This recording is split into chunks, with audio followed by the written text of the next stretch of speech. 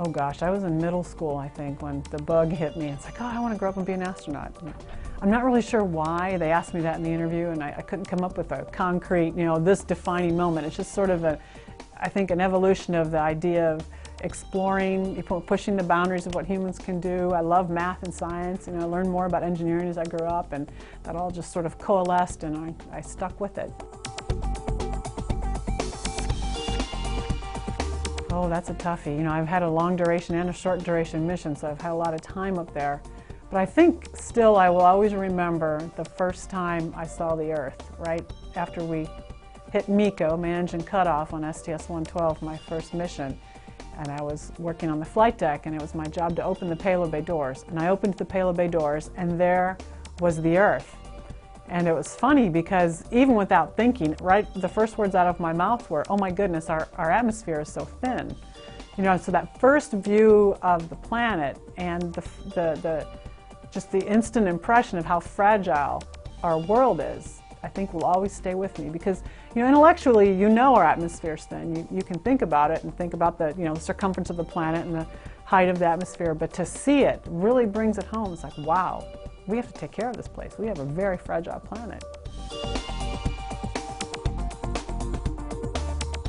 The biggest challenge, oh gosh, I guess, technically I would say spacewalk training is probably the biggest challenge technically.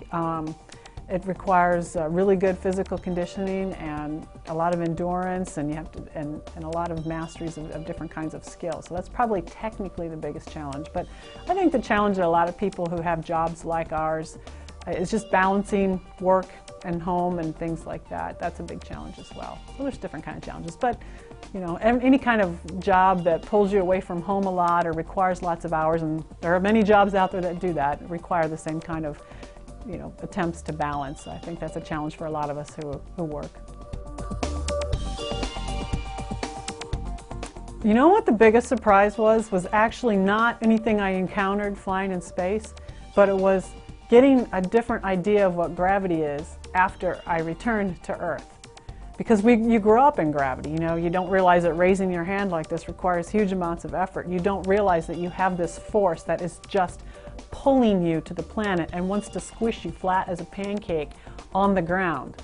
And after being out of gravity and free fall, for 4.5 months on space station, or even 11 days on my first mission, as you re-enter Earth's atmosphere and you start to be under the influence of gravity again, you realize just how overarching this force is and how you are working against it every day of your life. And that, I think, was really interesting, to have that little bit of perception shift to understand the environment that we are living in and we have adapted to here on Earth. That was pretty fascinating.